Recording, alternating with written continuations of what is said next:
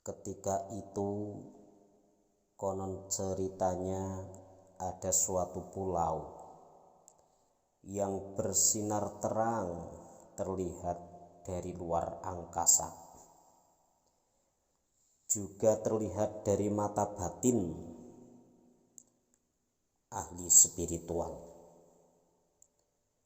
Dan pulau itu dihuni oleh jin, iblis, dan setan. Itulah Pulau Jawa. Benarkah demikian? Syahdan diceritakan dengan tokoh Raja Al-Gabah, Raja Negeri Rum, memerintah beberapa tokoh yang lebih dikenal. Di antaranya adalah Syekh Maulana Subakir untuk menumbali tanah Jawa. Sebelum Syekh Maulana Subakir datang ke tanah Jawa,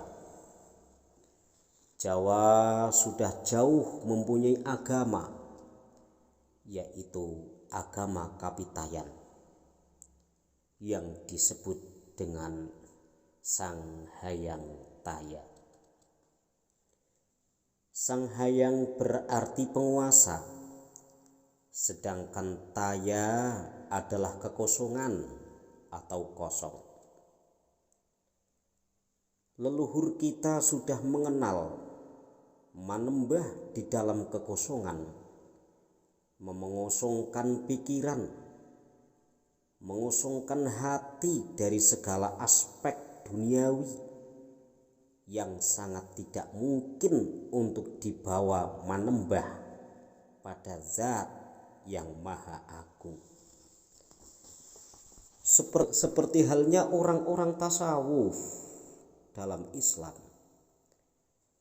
beliau mengambil istilah atau lelaku spiritual yang disebut takhalli, yaitu mengosongkan diri dari yang mengganggu ketenangan jiwa, seperti dosa dan lain sebagainya, serta menjauh dari sifat keduniawian. Tingkatan kedua yaitu tahalli, adalah mengisi setelah kosong, diisi dengan segala amal perbuatan sesuai dengan kaidah agama. Dan yang paling puncak adalah tajalli, yaitu menghias diri dengan akhlakul karimah, sehingga menjadi gerakannya adalah dakwah, apalagi fatwanya menjadi hujah. Selain itu, para sufi juga mengambil istilah fatruk kullu ma siwallah, yang artinya tinggalkan semua yang ada, hanyalah Allah. Illallah, illallah, illallah. Dalam Islam sendiri membutuhkan kekosongan untuk menyatukan diri pada zat yang agung, yaitu Allah Subhanahu wa ta'ala. Karena Jawa bahkan Nusantara dihuni orang-orang suci, pantas pulau itu menjadi bersinar hingga ke Sidratil Muntaha.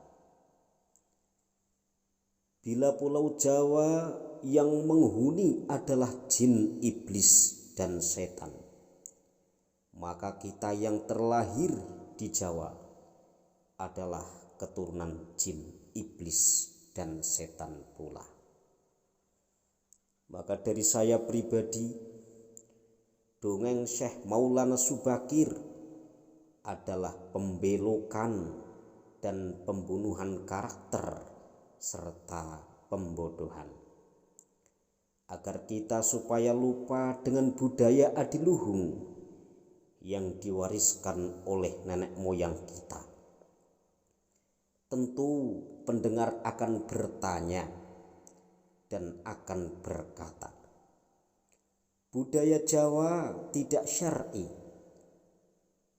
Di sini jelas budaya Jawa tidak syar'i karena munculnya budaya Jawa jauh sebelum Islam masuk ke tanah Jawa. Namun perlu diketahui bahwa budaya dalam versi Jawa adalah buah dari hasil akal budi manusia dengan berciri dari batin menjadi sebab dekatnya diri kepada Tuhan dan dilihat dari sisi zahir membawa pesan positif untuk sesama insan. Pendengar juga membayangkan bahwa budaya di Jawa hanya tari-tarian yang menonjolkan aurat-auratnya saja. Padahal kekayaan budaya Jawa sangat banyak dan mengandung filosofi kesufian. Sebagai contoh, budaya rumah adat atau joglo, di mana di dalam rumah adat joglo ada soko guru, ada tajuk dan sebagainya. Itu menunjukkan filosofi yang membawa nilai positif bagi penghuninya. Marilah kita berpikir positif terhadap dongeng antara Syekh Subakir dan Eyang Semar. Di dalam Gunung Tidar tentu kita mengenal adalah sebagai tempat di mana Syekh Subakir untuk bertempat atau mungkin bisa kita kenal sebagai tempat untuk memberikan tumbal terhadap tanah Jawa. Kita perlu hati-hati di dalam pembicaraan. Yang namanya agama Islam dibawa oleh Rasulullah Muhammad ke bumi, ke alam jagat raya ini berdasarkan rahmatan lil alamin. Tugu itu berdiri di puncak Gunung Tidar. Tugu itu berdiri di puncak Gunung Tidar. Dan uniknya tugu itu berdiri di antara makam patilasan Syekh Subakir dan makam patilasan Eyang Semar. Dua tokoh yang dalam dongengnya pernah berseteru di zamannya. Dan seperti cerita sinetron di televisi, kalian tentu tahu siapa pemenangnya jika ada pertempuran antara orang berbaju gamis dengan orang berbaju daerah. Tentu kalian akan tahu siapa pemenangnya. Tugu itu memiliki 3 sisi dan tiap sisinya tertera huruf Jawa yaitu S.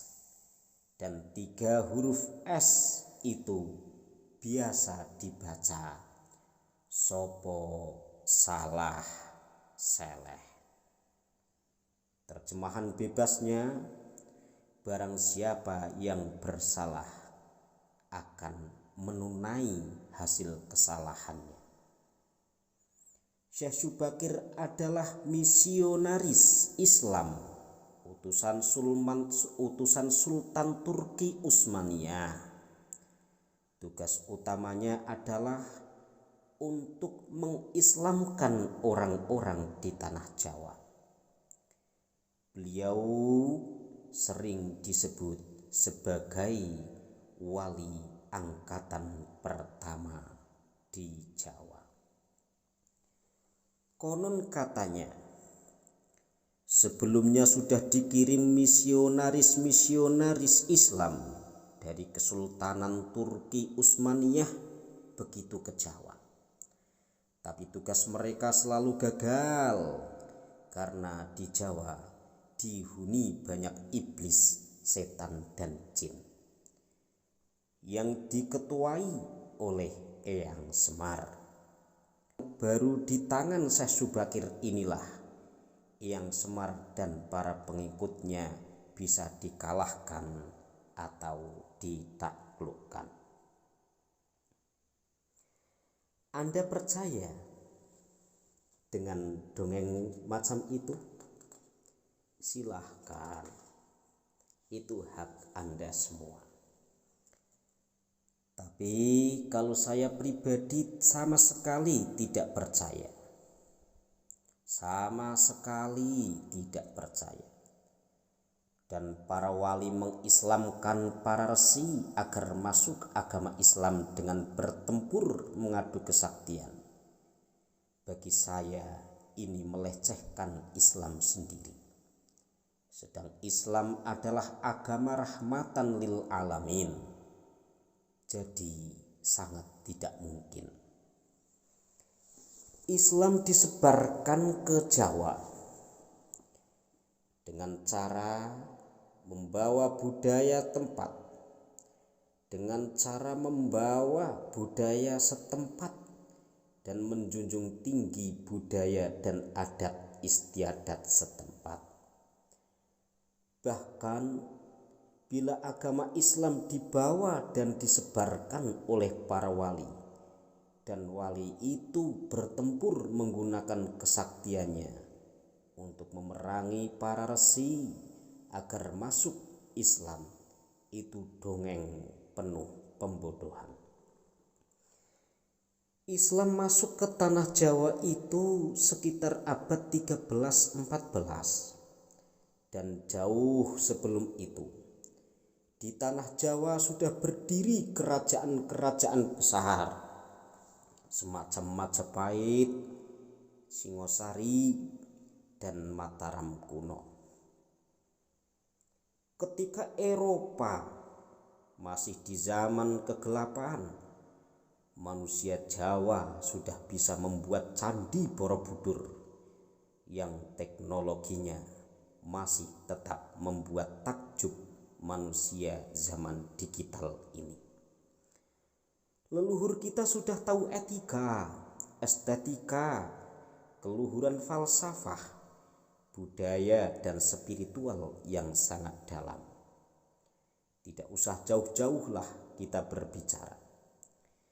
Di saat berdirinya kerajaan Majapahit saja, di desa Tarik pada tahun 1293, itu tahun yang hampir sama dengan di Inggris sana sudah ada parlemen.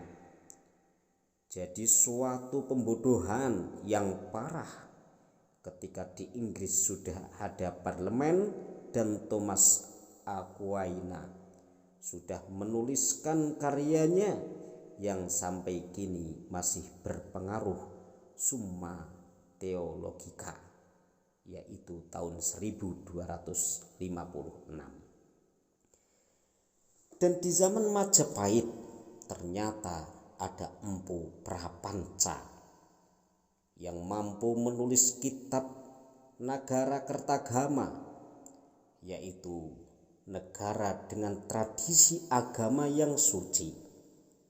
Dari kitab ini kita bisa melihat, membaca bagaimana kerajaan Majapahit dari pandangan sosial budaya, ekonomi, politik luar negeri, wilayah Majapahit, keadaan kota raja, negara bawahan Majapahit, dan sebagainya. Jadi jelas cerita Syekh Subakir mengalahkan Eyang Semar adalah dongeng pembodohan. Pengaburan sejarah dan usaha memutuskan hubungan kita dengan leluhur Nusantara yang sebenarnya cerdas secara intelektual dan sangat arif secara emosional dan spiritual. Lalu bagaimana metode Syekh Maulana Subakir dalam mengislamkan tanah Jawa yang sesuai dengan kaidah-kaidah ajaran Islam yang rahmatan lil alamin? Ikuti terus perjalanan kami dalam mengungkap datangnya Islam ke tanah Jawa. Sekian, terima kasih.